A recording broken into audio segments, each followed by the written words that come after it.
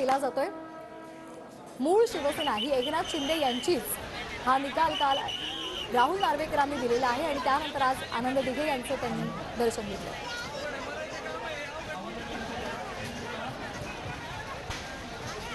तर आपण ही दृश्य पाहतोय गंगापूर उपसा जलसिंचन कार्यक्रमातली ही दृश्य आपण पाहतोय। प्रशांत बंब यांच्याकडून किट वाटप करण्यात येत होतं आणि यामध्ये हा मोठा गोंधळ उडालेला आहे। गंगापूर उपसा सिंचन योजना कार्यक्रम आयोजित करण्यात आलेला होता आणि या कार्यक्रमामध्ये हा मोठा गोंधळ आपल्याला पाहायला मिळतोय। पेट्या पळवण्यासाठी नागरिकांनी मोठी गर्दी केलेली आहे आणि प्रत्येक जण या पेट्या पळवतानाचं दृश्य कॅमेऱ्यामध्ये कैद झालेलं आहे।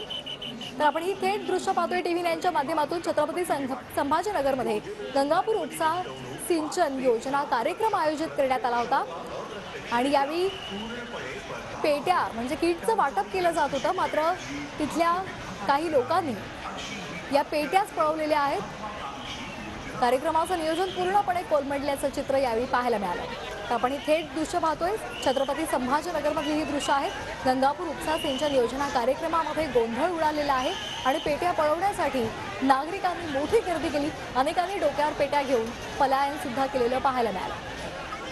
कार्यक्रमाचं नियोजन पूर्णपणे कोलमडल्याचं चित्र यावेळेला पाहायला मिळालं।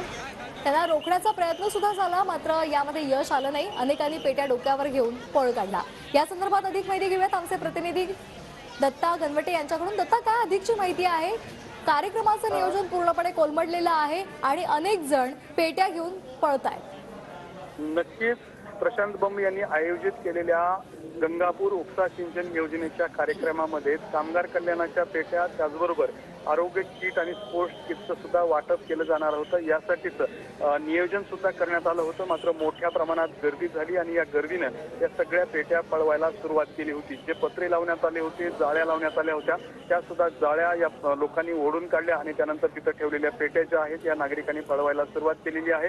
मोठी तुंबळ जी आहे ती पेट्या पळवण्यासाठी पाहायला मिळाली। पेट्या ज्या रॅम्पवरती ठेवण्यात आल्या होत्या त्या ठिकाणी वरती सोडून या सगळ्या पेट्या ज्या आहेत त्या लोकांनी लुटालूट केलेली आहे। छोट्या पेट्यांची सुद्धा मोठ्या प्रमाणात लुटालूट झालेली आहे। वेगवेगळ्या गावांना या पेट्यांचं आणि कामगारांना या पेट्यांचं वाटप केलं जाणार होतं, मात्र त्या ठिकाणी प्रत्येक गावाचा बोर्ड लावण्यात आला होता। त्या ठिकाणी न जाता दुसऱ्याच लोकांनी त्या ठिकाणी गर्दी करून त्या ठिकाणच्या सगळ्या पेट्या ज्या आहेत त्या पळवलेल्या आहेत। त्यामुळे कार्यक्रमाचं नियोजन जे आहे ते प्रचंड या ठिकाणी कोलमडलेलं आपल्याला पाहायला मिळत आहे। अगदी धन्यवाद आपण दिलेल्या या माहितीसाठी।